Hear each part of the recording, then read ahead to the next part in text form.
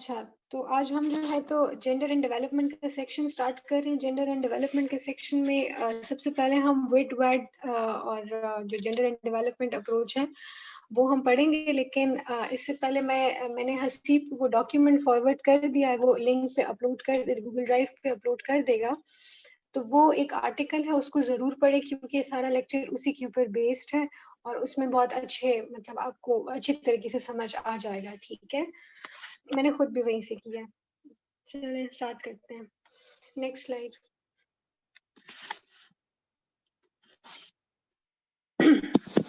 अच्छा, सबसे पहले फेमिनाइजेशन ऑफ पॉवर्टी का किसी को पता है कि फेमिनाइजेशन ऑफ पॉवर्टी क्या चीज है?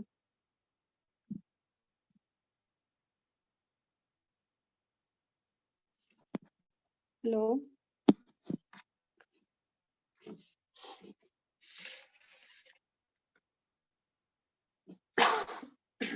अच्छा, फेमिनाइजेशन ऑफ पॉवर्टी हमारे पास basically simple words feminisation of poverty. जी जी, ये बेसिकली जो मतलब मेल और फीमेल के बीच में जो डिस्क्रिमिनेशन होती है उसकी वजह से जितना ज़्यादा औरत को डिस्क्रिमिनेट किया जाता है उतना ज़्यादा उसको लिमिट किया जाता है ना इकोनॉमिक इक्वालिटी से। तो जितनी इकोनॉमिक इक्वालिटी से औरतों को लिमिट किया जाएगा उतना ही ये फेमिनाइजेशन ऑफ पॉवर्टी का कॉन्सेप्ट मतलब इंक्रीज होगा। बेसिकली ये बात है इसमें। एग्जैक्टली यही चीज है। In simple words feminisation of poverty का मतलब ये है ना कि आपके पास दुनिया में जितनी भी गुर्बत है ना, उसमें सबसे ज्यादा अगर कोई तबका इन्वॉल्व है तो वो जो वुमेन है वो है। ठीक है, that is feminisation of poverty. और जितना ज्यादा आप उनको और डिप्राइव रखते जाएंगे इकोनॉमिक उससे, तो वो क्या करी जाएंगी, आपके पास फेमिनाइजेशन ऑफ पॉवर्टी बढ़ती जाएगी। ठीक है, so feminization of poverty refers to a trend of increasing inequality in living standards between men and women due to the widening gap in poverty between men and women as noticed towards the end of the 20th century.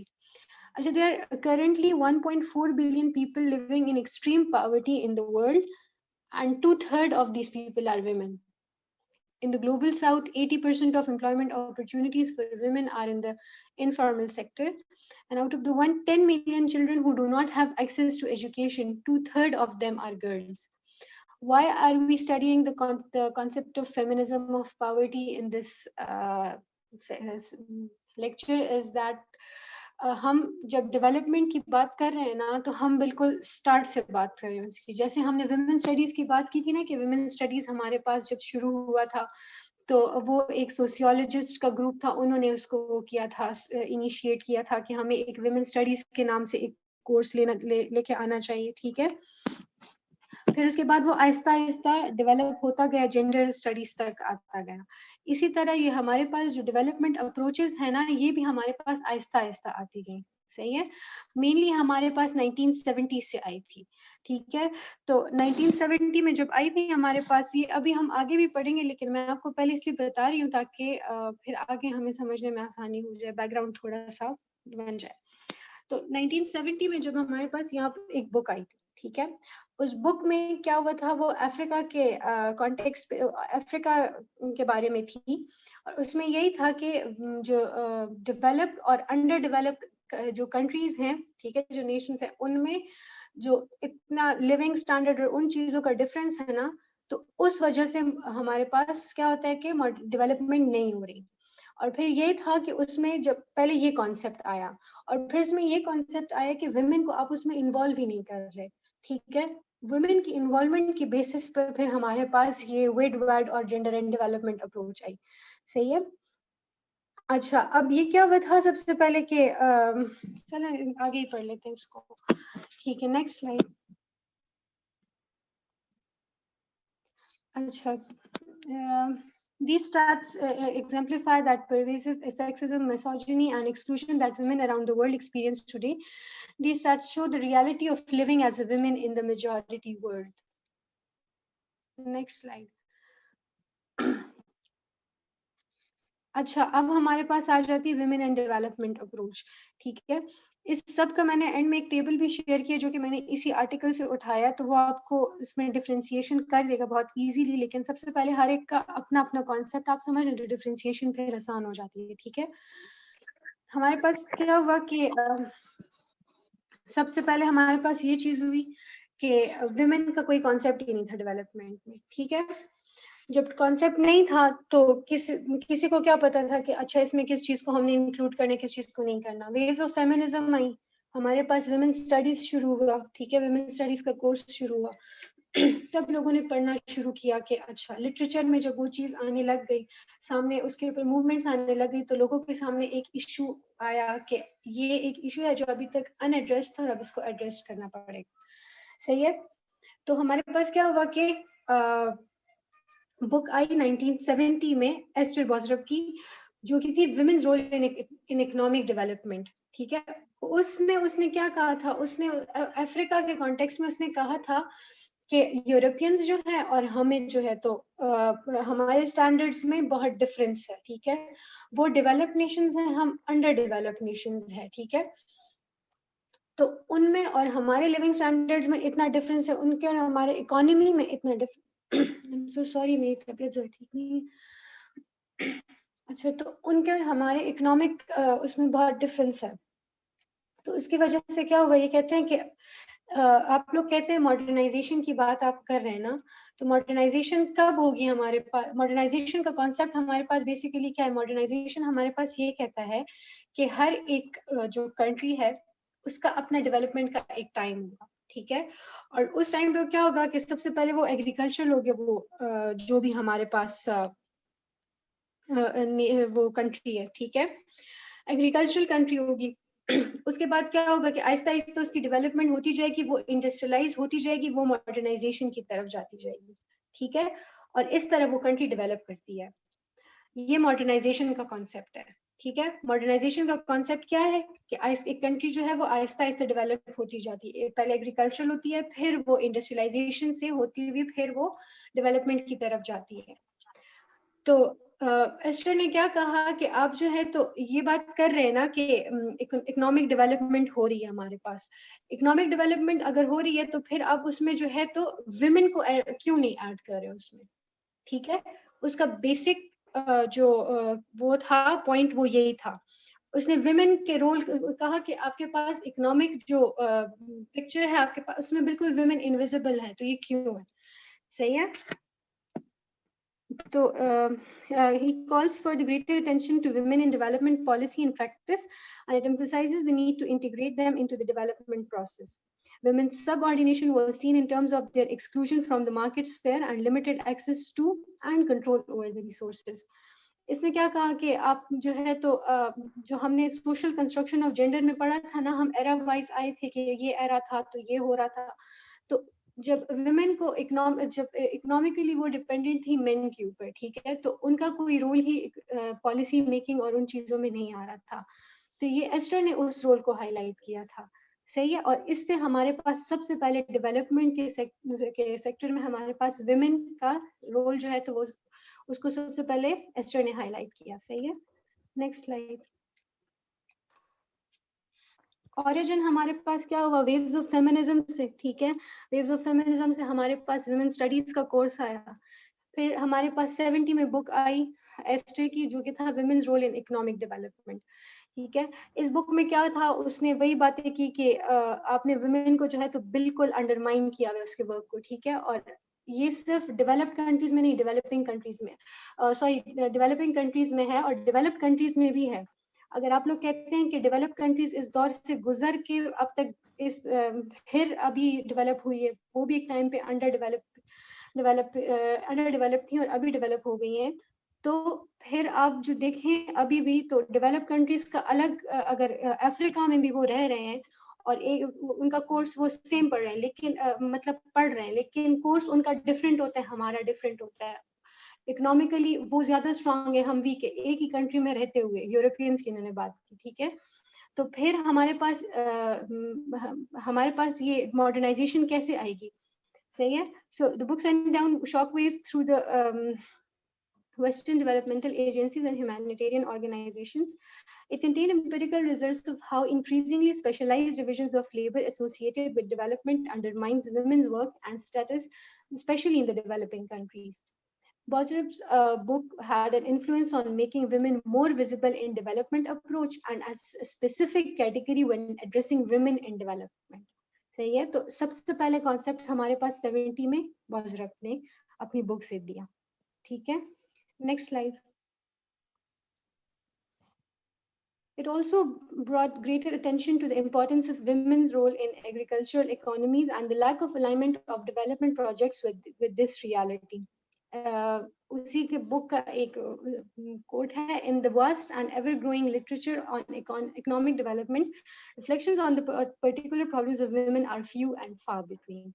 तो सबसे पहले इसने highlight किया कि हमारे पास जिस तरह हमारे पास विमेन स्टडी का कोर्स जब इंट्रोड्यूस हो रहा था ना, वो किसने किया था, जब सोशियोलॉजिस्ट ने देखा कि सोशियोलॉजी में विमेन का हमारे पास कोई उनके बारे में कोई इतना एम्फेसिस उसके ऊपर नहीं है, हालांकि वो आपके पास पॉपुलेशन का इतना बड़ा हिस्सा है, सोसाइटी का इतना बड़ा हिस्सा है, तो उन्होंने विमेन स्टडी का कोर्स इंट्रोड्यूस कराया. इसी तरह जब इन्होंने देखा कि डेवलपमेंट में इनकी कोई बात ही नहीं हो रही, तो उन्होंने उस चीज को हाईलाइट किया. तो ये सबसे पहले हमारे पास बॉसवर्थ ने इसको हाईलाइट किया, और फिर जो वेव्स ऑफ फेमिनिज्म आई थी हमारे पास, उन्होंने भी इस चीज को सामने लेके आए थे, उनकी एक्टिविज्म से भी ये चीज सामने आ गई थी. ठीक है, ये इसके हमारे पास ब्रीफ हिस्ट्री ये होगी. Next slide.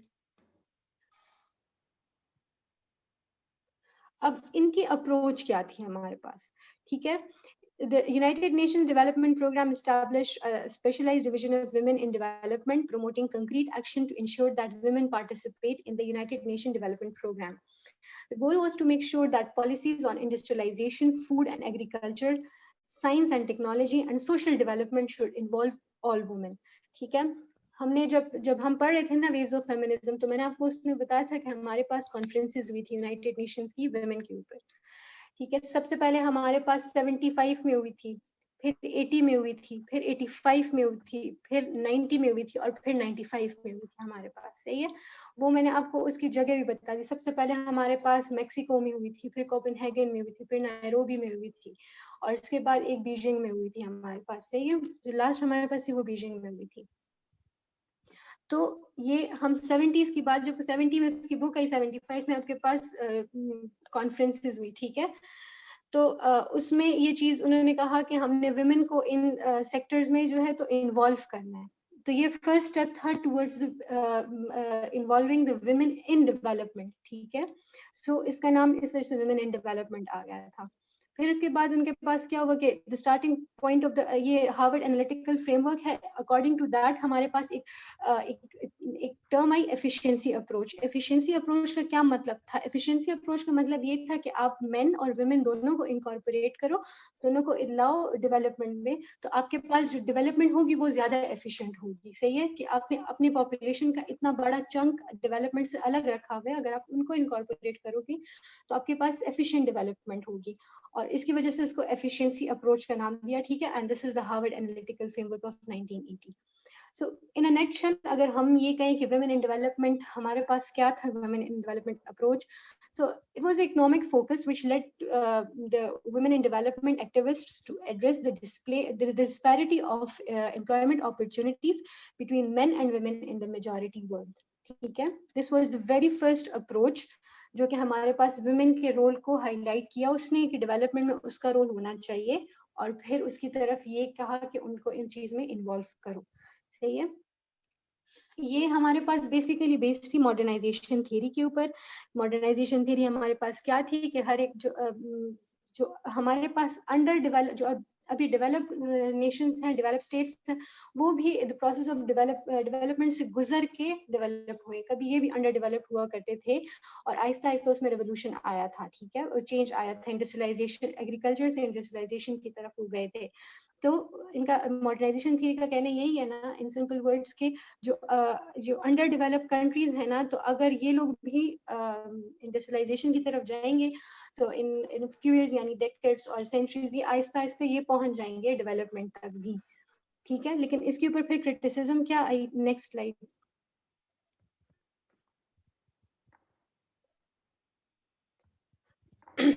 अच्छा, ये कहते हैं कि मॉडर्नाइजेशन थ्योरी की तो ये लोग बात कर रहे हैं, ठीक है, लेकिन मॉडर्नाइजेशन थ्योरी ये लोग कह रहे हैं कि हम इस पे अप्लाई करें, लेकिन मसला ये है कि हम विमेन को इन्वॉल्व नहीं करें तो हमारे पास डेवलपमेंट नहीं हो रही।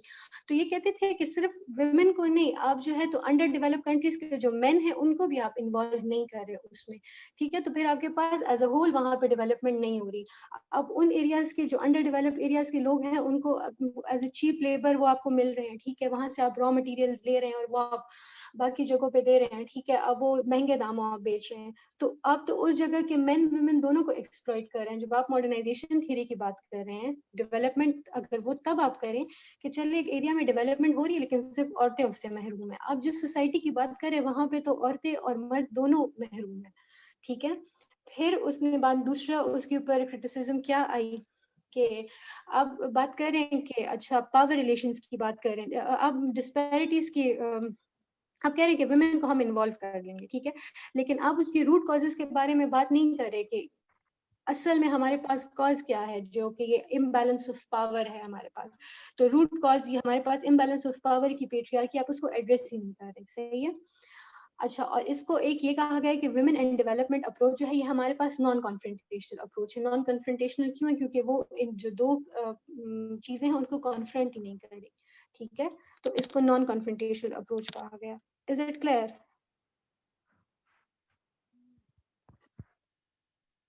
जी जी क्लियर है। सही है। अच्छा, नेक्स्ट स्लाइड। अच्छा, 75 में हमारे पास फिर आई विमेन एंड डेवलपमेंट अप्रोच, ठीक है। विमेन एंड डेवलपमेंट अप्रोच हमारे पास आई उस 1975 में मेक्सिको में। मेक्सिको में हमारे पास 75 में क्या हुआ था?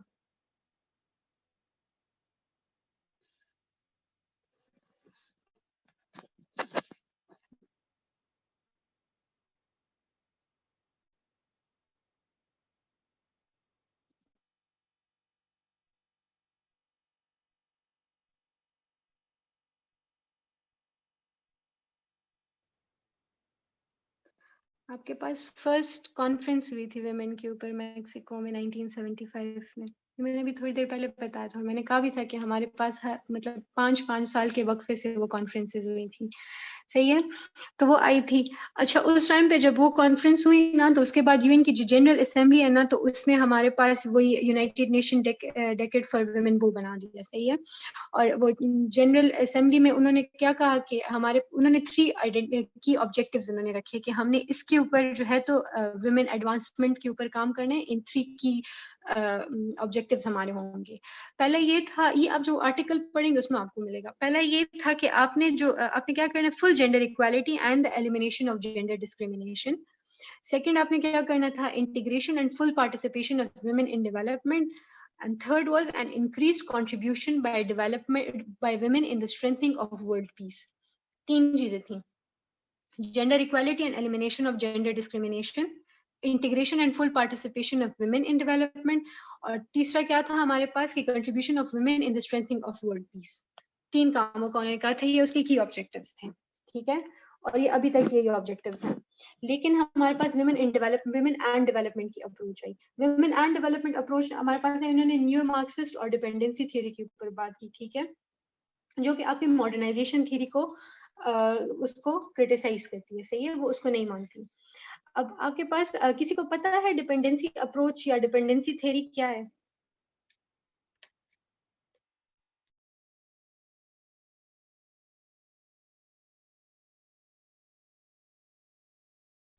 मतलब कि मेल जो है वो वोमेन जो है तो वो मेल पे डिपेंडेंट है मॉनेटरी एक्सपेंडिचर के लिए, ठीक है। हाँ एग्जैक्टली, वो जो रिच हाँ जी, कंट्रीज जैसे हमने होती हैं, जी जी जी, वो इंटरनेशनल रिलेशन में है मुस्कान, हम जेंडर स्टडी की बात कर रहे हैं। अच्छा अच्छा से वो रिच कंट्रीज जो है डिपेंडेंट होते हैं नहीं, मतलब पुअर कंट्रीज जो होती हैं वो रिच कंट्रीज पे डिपेंडेंट होती हैं, ये और भी रिच हमने पढ़ा कंट्री है। भी, हाँ वो हाँ हाँ हाँ, इंटरनेशनल सही रिलेशन है, ठीक है, इंटरनेशनल रिलेशन में होती है। और हम जब जेंडर स्टडी पढ़े तो जेंडर स्टडी की पर्सपेक्टिव से ये है कि मतलब जब मेल जो है ना वो डोमेस्टिक वर्क पे के लिए वुमेन पे डिपेंडेंट है, और ये क्या है, वुमेन जो है वो मॉनेटरी एक्सपेंडिचर के लिए मैन पर डिपेंडेंट है। सही है। डिपेंडेंसी इंटरडिपेंडेंसी में फिर फर्क को वो है। हाँ हाँ, डिपेंडेंसी यही है कि मतलब एक एंटिटी दूसरे के ऊपर डिपेंडेंट हो, एंड दिस इज परपेचुएटरी, मतलब डिपेंडेंसी बढ़ती जाती है, यही डिपेंडेंसी थ्योरी है। हाँ इरफान एग्जैक्टली आप- ये, लेकिन जो इरफान इसमें हमने आईआर का कॉन्सेप्ट हमने अप्लाई करना है, ठीक है, क्योंकि हम इतनी बातें कर रहे हैं डेवलपमेंट के ऊपर, तो हमने जेंडर एंड डेवलपमेंट की जब हम बात करें तो इसको आपने आईआर का पर्सपेक्टिव आपने इसमें डिफाइन करना है, सही है, ये वही आईआर वाली डिपेंडेंसी थ्योरी है। मतलब कि रिच कंट्रीज जो है वो पुअर पर डिपेंडेंट हाँ है। ये क्या है, अब्बास भाई एक रॉ मिनट, मटेरियल्स के लिए। आपकी बात काट रहा हूँ, जी आपकी बात काट रहा हूँ। हम जब जी जी डिपेंडेंसी जी थ्योरी जी। आईआर के पर्सपेक्टिव से पढ़ रहे थे ना, तो उसमें सिर्फ मतलब आपने मटेरियल गेन या उसके लिए मतलब क्या कह सकते हैं उसको, हाँ मटेरियल की बात नहीं करनी आपने। Raw materials. हर एक पर्सपेक्टिव में, मतलब हर एक पर्सपेक्टिव में आपने डिपेंडेंसी चेक हम्म करनी है। तो अगर अब हम हम्म जेंडर स्टडीज डिस्कस कर रहे हैं, लाइबा अगर मैं गलत बोल रहा हूँ तो फिर करेक्ट कर दें, अगर हम जेंडर स्टडीज में बात कर रहे हैं ना, नहीं तो ठीक है ठीक है। वही बात आती है कि जो डेवलप स्टेट्स हैं तो उनकी खवातीन, उनके अंदर का उनके साथ क्या डिपेंडेंसी थ्योरी अप्लाई होगी, और बाकी जो डिपेंडेंट स्टेट है किसी और का, तो उनके अंदर मौजूद खवातीन वो इस स्टेट के अंदर कैसे डिपेंडेंट है, और जिस स्टेट के ऊपर ये डिपेंडेंट है वहां पे कैसे अप्लाई होगी। तो स्टेट को और स्टेट के अंदर मतलब इंटर स्टेट इंट्रा स्टेट और फिर स्टेट टू स्टेट डिपेंडेंसी दोनों हम देखेंगे इसके अंदर। स्टेट विद सिटीजन और एग्जैक्टली स्टेट टू स्टेट, मतलब ठीक है ना, हाँ स्टेट विद इंट्रा और इंटर सिटीजन्स स्टेट। एंड। जी हम्म बिल्कुल। Good good good. आसिफ भाई मेहरबानी। हाँ तो इसमें हमारे पास क्या होता है, डिपेंडेंसी थ्योरी है, ठीक है, यही बात है जो अभी हसीब अब्बास ने बताई, ठीक है, कि आपके पास क्या होता है कि रिच जो होते हैं ना, देख बस in simple words, rich getting richer at the expense of poor, ठीक है। क्या होता है कि दो कंट्रीज हैं, कंट्री ए कंट्री बी, ठीक है, एक जो है तो वो हाई इनकम कंट्री है, ठीक है, डेवलप्ड है, दूसरी हमारे पास लो इनकम है। तो लो इनकम से हाई इनकम डिपेंडेंट होता है लो इनकम कंट्री के ऊपर अपने रॉ मटेरियल्स के लिए, लेबर के लिए, ठीक है। क्यों क्यों क्योंकि जो आपके पास लो इनकम कंट्रीज होती है उनके पास इंफ्रास्ट्रक्चर नहीं होता, ठीक है, उनके पास जो होता है तो और हाँ उनके पास नेचुरल रिसोर्सेज हो सकते हैं कि हो, उनके पास चीप लेबर होगा जिसकी वजह से वो कंट्रीज उसके ऊपर डिपेंडेंट है, ठीक है। तो इसकी वजह से क्या होता है कि उनसे मॉनेटरी बेनिफिट ले लेते हैं, ठीक है, और ये जो होते हैं तो ये उनसे उनके रॉ मटेरियल्स लेके उनको बस फिर अच्छा खासा महंगा बेचकर तो अपने आप फायदा करे, तो उनको फ्री चीप लेबर वहां से मिल जाता है, सही है। तो जो वुमेन एंड डेवलपमेंट अप्रोच, जो वुमेन इन डेवलपमेंट हमने पढ़ी थी ना, तो उसमें मॉडर्नाइजेशन थ्योरी की हमने बात की थी कि हाँ बस आइडियल सिनेरियो है, आप लोग सही चलते जाएंगे, डेवलपमेंट होती जाएगी, वो इंडस्ट्रियलाइजेशन होती जाएगी तो डेवलपमेंट होती जाएगी, ठीक है। लेकिन ये नहीं होता, सही है, मतलब हाँ होता है लेकिन उसकी शॉर्ट कमिंग्स भी है हमारे पास। शॉर्ट कमिंग्स की क्या है, जो हमारे पास वुमेन एंड डेवलपमेंट की अप्रोच है, उन्होंने कहा कि आप, उन्होंने मॉडर्नाइजेशन अप्रोच को बिल्कुल ही उसकी नफी कर दी कि नहीं ये नहीं। अब डिपेंडेंसी थ्योरी के बारे में, डिपेंडेंसी थ्योरी का कहा कि अगर आप कह रहे हैं कि हाँ एक कंट्री जो है वो मॉडर्नाइजेशन की तरफ जाए, लेकिन एक अंडर डेवलप कंट्री जो है उसकी उसको आप इतना एक्सप्लॉइट कर रहे हैं, ठीक है, आप उसको तो और मार्जिनलाइज कर रहे हैं, और अमीर से अमीर तर होता जा रहा है, वो गरीब से गरीब तर होते जा रहे हैं, ठीक है। एक साइड पे जोरों शोर से डेवलपमेंट जा रही है, दूसरी साइड पे जोरों शोर से वही डेवलप कंट्री जो है एक्सप्लॉइटेशन कर रही है, तो फिर आपकी मॉडर्नाइजेशन थ्योरी कहाँ गई, सही है। Next slide.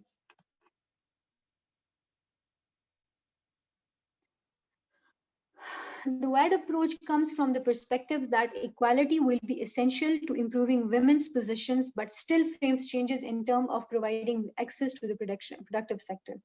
WAD differs from women in development in that it focuses on the relationship between patriarchy and capitalism. It also critiques modernization perspective using dependency approach. ठीक है, डिपेंडेंसी अप्रोच की नफी करता है, वो मैंने एक्सप्लेन कर दिया। दूसरा ये क्या करते हैं, हमारे पास पिछले ने कहा कि जो वुमेन इन डेवलपमेंट है कि हम औरतों को हम डेवलपमेंट का हिस्सा बनाएंगे, सही है, हाँ उनको बनाया जाए। ये वाले कहते हैं कि विमेन हमारे पास ऑलरेडी डेवलपमेंट का हिस्सा हैं, लेकिन वो जो है तो अगर उनको ज्यादा फायदा नहीं मिल रहा तो उसकी वजह पेट्रियार्की है और उनके relation between patriarchy and capitalism ये कि इकोनॉमी सारी उनके हाथ में, ठीक है, तो वो उनके ऊपर डिपेंडेंट है, सही है। Next slide.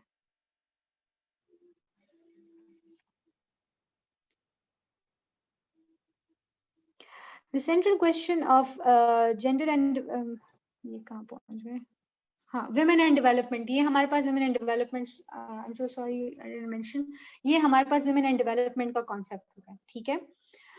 अब नेक्स्ट हमारे पास आ जाते हैं gender and development. Gender and development हमारे पास तब आया जब हमारे पास जेंडर स्टडीज का कॉन्सेप्ट आया, ठीक है। वुमेन स्टडीज जेंडर स्टडीज में कन्वर्ट हो गई। ये मैंने आपको women versus gender studies concept वो जो लेक्चर पढ़ाया था ना, उसमें मैंने विड वैड और ये जेंडर एंड डेवलपमेंट अप्रोच का कहा था, ठीक है। तो जेंडर एंड डेवलपमेंट अप्रोच आपके पास आई थी जब आपके पास जेंडर स्टडीज ऐसा ऐसा आने लगा। जब जेंडर स्टडीज आया तो उसने क्या किया, उसने हमें और चीजों के बारे में बताना शुरू किया। उसने हमारे पास equality of all the genders के बारे में बात की, ठीक है। तो उसने ये कहा कि इक्वली हमारे पास मेन भी एक्सप्लॉइट होते हैं, विमेन भी एक्सप्लॉइट होती हैं, ठीक है। और फिर जेंडर रोल्स के बारे में बात की। तो जेंडर एंड डेवलपमेंट, अभी इससे पहले जितनी भी बातें हुई इसमें जेंडर रोल्स की कोई बात नहीं हो रही थी, ठीक है, कि जेंडर रोल्स इसमें क्या प्ले करते हैं, ठीक है, इस के वुमेन डेवलपमेंट से महरूम है, ठीक है, डेवलपमेंट का हिस्सा नहीं बन रही। तो जेंडर रूल्स की किसी ने बात नहीं की थी। जेंडर एंड डेवलपमेंट जब आया तो इसने जेंडर रूल्स की बात, सही है। So the central question of gender and development approach is to examine why women systematically have been assigned to inferior and or secondary roles, and also to confront questions of power and agency. It focuses on the need to challenge and change. Please give me a minute. मेरी आवाज मेरे sir में गूंज रही है।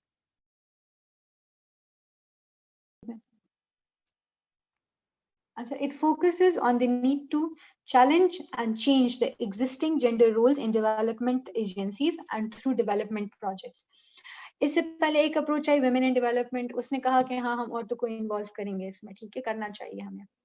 Women and development approach है, उसने कहा कि वुमेन तो ऑलरेडी हैं हमारे पास डेवलपमेंट प्रोसेस में, लेकिन उनको जो है तो वो एक्सप्लॉइट हो रही हैं, ठीक है।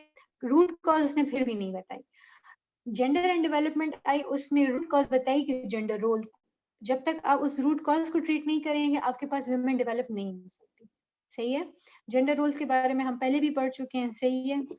सो ये कहते हैं कि अगर हमने डेवलपमेंट करनी है, ठीक है, और वुमेन को हमने डेवलपमेंट प्रोजेक्ट्स में और एजेंसीज में लाना है, तो हमें सबसे पहले जो हमारे पास जेंडर रोल्स हैं ना सोसाइटी के, हमें उसको चेंज करना पड़ेगा, because they are the major challenge to the development of women.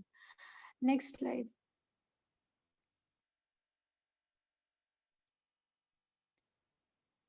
इसका origin हमारे पास हुआ डॉन से, ठीक है, that is the development alternative for women of a new era. It was officially recognized in the 1986 during the third UN conference on women in Nairobi, ठीक है। तो हमारे पास मेनली ये जो डेवलपमेंट के कॉन्सेप्ट्स आए थे ना, ये हमारे पास ये जो कॉन्फ्रेंसेस हुई थी ना वुमेन के ऊपर, इसके ऊपर आई थी। तो आपका अगर कभी इन चीजों पे क्वेश्चन आ जाए ना कॉन्फ्रेंसेस के ऊपर, तो उसमें बेसिकली हमारे पास यही चीजें डिसाइड होती थी, तो फिर आपने यही लिखना है, सही है। Next slide. ऑब्जेक्टिव क्या था इसका? ऑब्जेक्टिव इसका ये था कि हमने क्या करना है, proving that unequal relationships between sexes hinder the development and women's participation, and it seeks to change power structure whereby all decision making and benefits of development are distributed on equal basis. सबसे पहले क्या करना है, जो आपके पास gender roles दिए गए हैं, ठीक है, उसको ठीक करना है। जो दो जेंडर्स या दो सेक्सेस के दरमियान आप वो डिफरेंशिएशन करना है ना, उस वो जो रिलेशनशिप है ना उसको ठीक करना है। वो अनइक्वल है, उसको प्रूव करना है और फिर उसको ठीक करना है, सही है। तो जब तक वो ठीक नहीं होगा, हमारे पास एक जो डेवलपमेंट है ना, उसकी जो बेनिफिट्स हमारे पास होंगे वो इक्वली डिस्ट्रीब्यूट ही नहीं होंगे दोनों के दरमियान। और अगर इक्वल डिस्ट्रीब्यूशन नहीं होगी तो आपके पास हमेशा एक इम्बैलेंस रहेगा, इक्विलिब्रियम का स्टेट अचीव नहीं होगा, और एट द एंड डेवलपमेंट से एक सेगमेंट बिल्कुल ही चला जाएगा और दूसरा ऑलरेडी एक्सप्लॉइट हो रहा है हमारे पास। तो आप कभी डेवलपमेंट नहीं कर सकते, सही है। Next slide.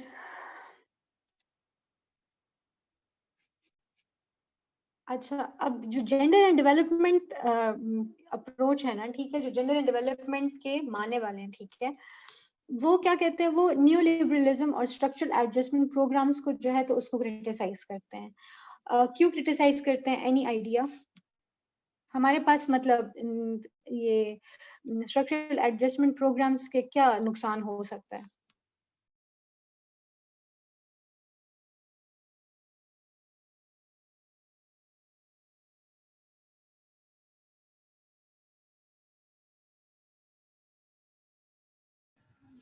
हेलो, ये आपने कोई क्वेश्चन पूछा है? जी क्वेश्चन पूछा है। काइंडली रिपीट कीजिएगा। मेरा क्वेश्चन ये है कि जब हम बात कर रहे हैं ना कि जेंडर एंड डेवलपमेंट अप्रोच जो है ये हमारे पास क्रिटिसाइज करता है न्यू लिबरलिज्म और स्ट्रक्चरल एडजस्टमेंट प्रोग्राम्स को, तो स्ट्रक्चरल एडजस्टमेंट प्रोग्राम्स हैं क्या, और मतलब आपके ख्याल में स्ट्रक्चरल एडजस्टमेंट प्रोग्राम्स ठीक है या नहीं है?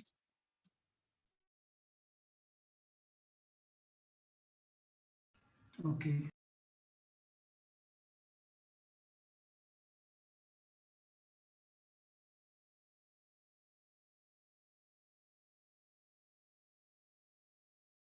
अच्छा चले मैं ये एक्सप्लेन कर देती हूँ। स्ट्रक्चरल एडजस्टमेंट प्रोग्राम्स पता है क्या है? ये हमें सर पढ़ा चुके थे इकोनॉमी वाले सेक्शन में।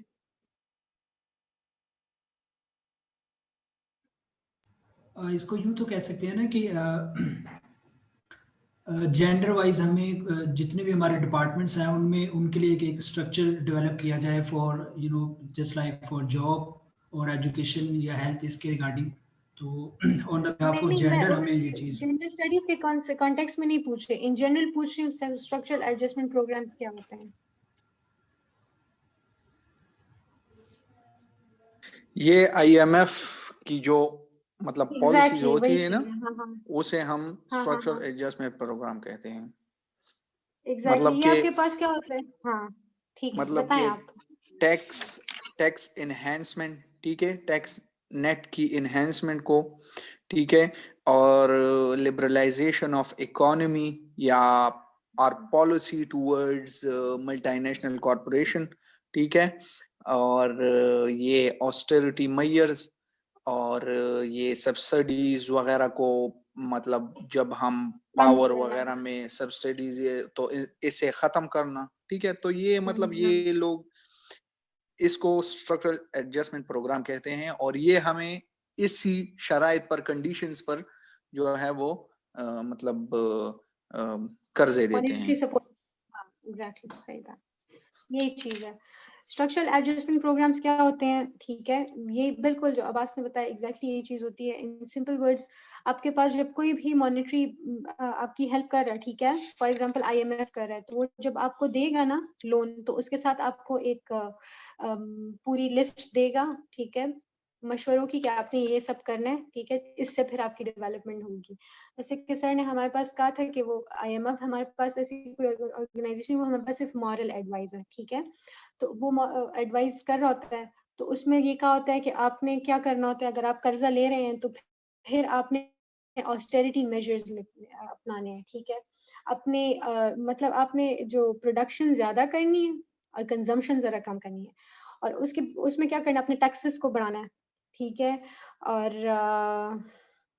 अपने जो ये सब्सिडीज है ना उसको कट डाउन करना है, ठीक है, आपने अपनी पावर सप्लाई जो है तो उसको या तो ज्यादा करना है या उसकी कंजम्पशन कम करनी है, सही, ये चीजें उसमें होती हैं इन सिंपल वर्ड्स।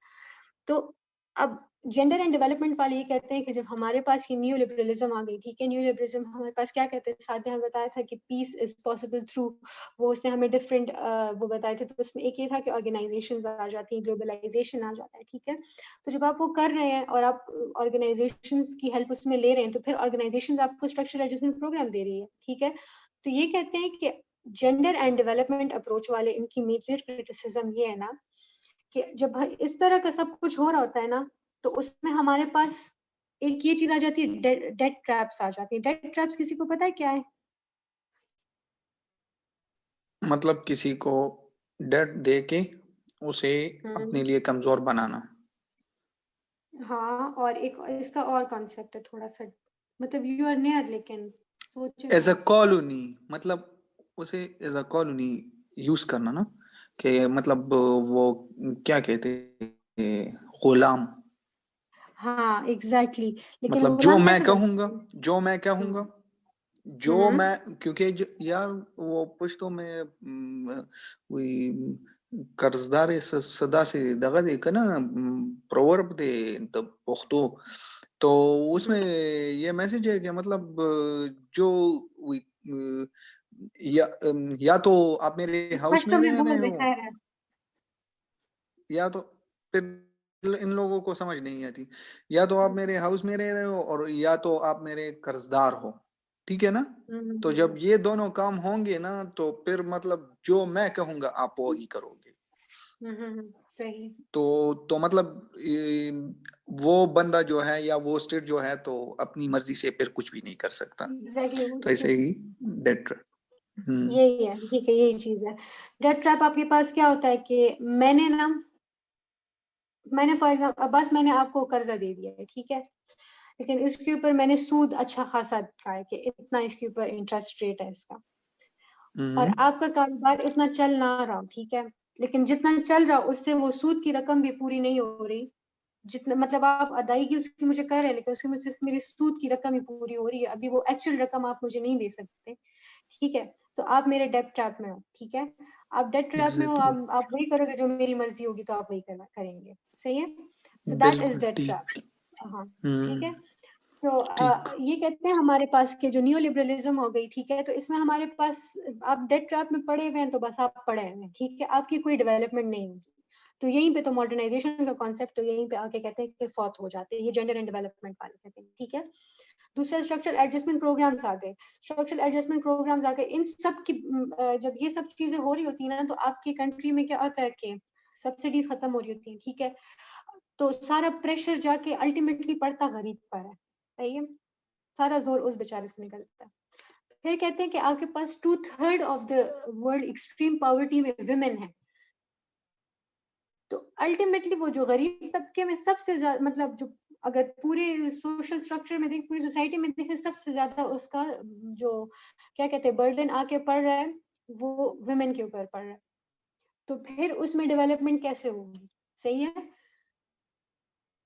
समझ आ गई इस कॉन्सेप्ट की?